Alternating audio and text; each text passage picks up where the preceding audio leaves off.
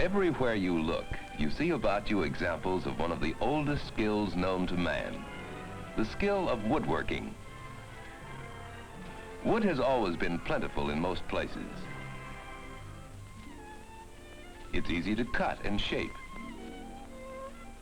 There are many kinds of woods suitable for different uses. Some soft and easy to work, some hard and resistant to wear. To top off these advantages, many woods are beautiful to look at. They have attractive grains and pleasant colors which appeal to our sense of beauty. For this reason, woods are used for furniture, with such hardwoods as mahogany, walnut, oak, maple, and cherry being particularly popular. Woods with attractive grains are used for salad bowls, for handles, and for other decorative items. Because of the wealth of things that can be fashioned of wood and the interesting ways in which it can be worked, many people take up woodworking either as a profession or as a hobby.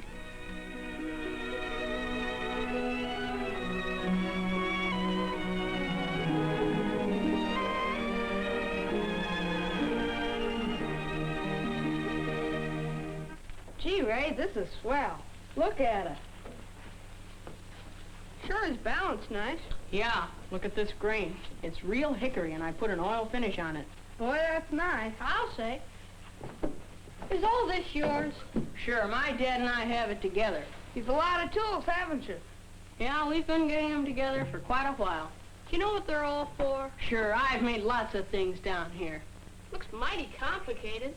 Oh, it isn't so bad. When you get right down to it, there are only about 4 different kinds of tools. Only 4? I see lots more than that. Well, now look. You need tools to cut with, like saws, and chisels, and planes.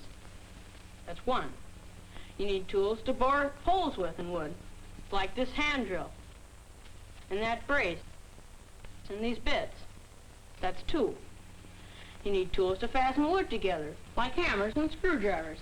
That's 3. Well, that seems to cover everything. Sawing wood, boring holes, and fastening wood together. What else is there?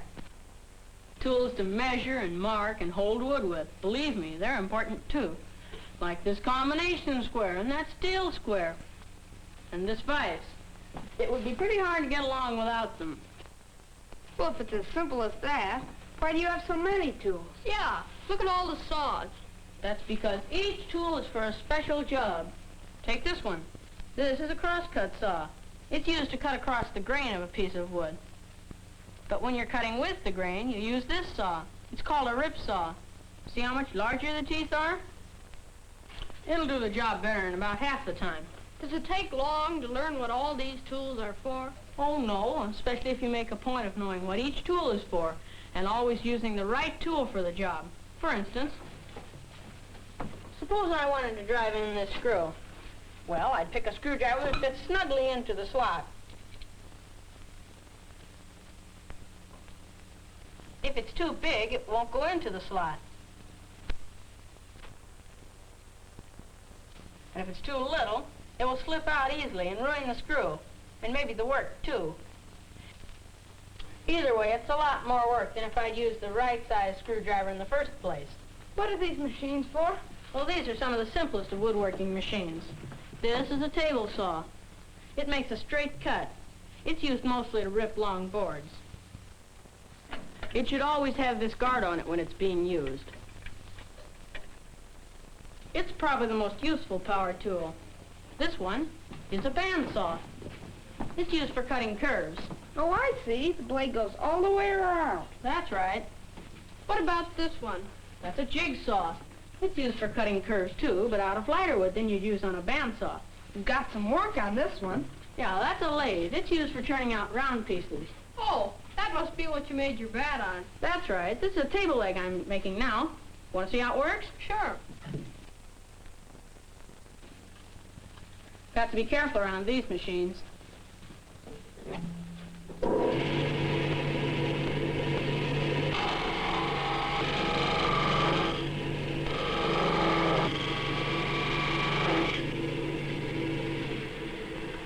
See? Simple, isn't it? Yeah, when you know how. My bat was really hard to work. It was made out of hickory, and that's one of the hardest woods there are. You know, I'm going to be taking Mr. Payton's class in woodworking when school starts. What do I need to make a bat like yours? Oh, a piece of hickory about 3 inches square and 36 inches long.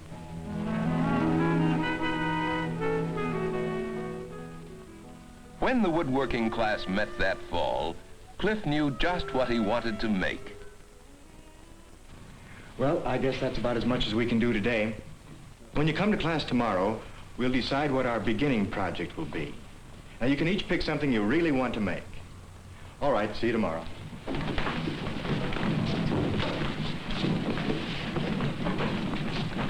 Mr. Payton, Yes, Cliff? I already know what I want to make. Oh, what's that? A baseball bat. Well, Cliff, you're not ready for the lathe yet. That'll be a good project after you've had a little more experience. I already have a piece of hickory. Well, you'll have to start with something that's built with hand tools, Cliff. We've got some pretty interesting beginning projects here. How about a napkin holder? Well, if I can't make a baseball bat... How about this shoebox? Say, that's not a bad idea. I sure could use one. Good. Here's the working plan for it.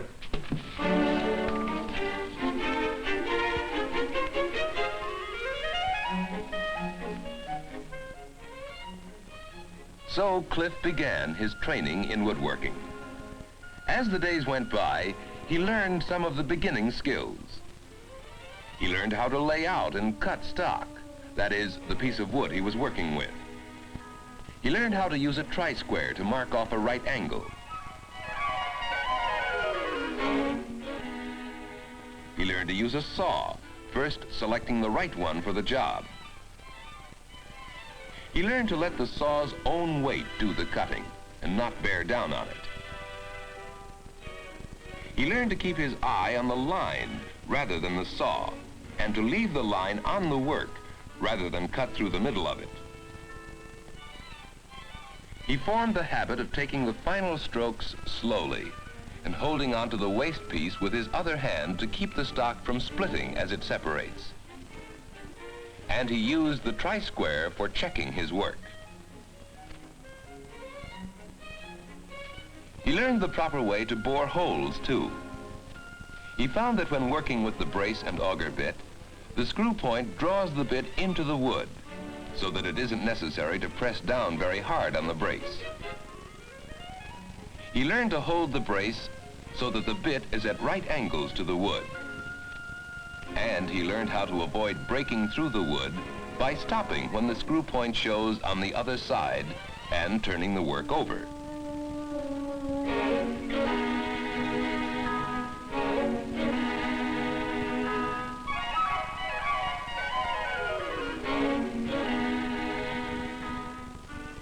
Cliff found that he had something to learn about using even so common a tool as the hammer.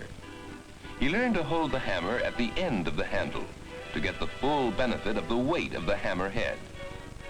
And when it became necessary to pull out a nail, he found that it was good practice to put a small block under the hammer.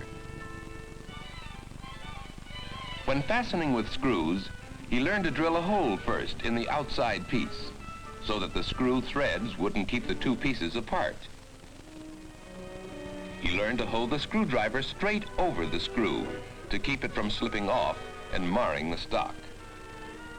These are some of the things Cliff learned as he acquired more and more skill in woodworking. And while he was learning, he had made something that he really wanted. Cliff hadn't said another word to Mr. Payton about the bat he wanted to make, but Mr. Payton hadn't forgotten it. Oh, Cliff?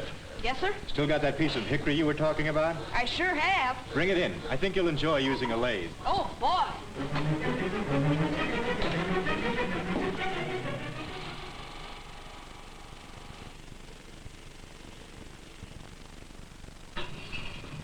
Coming along well. Thanks.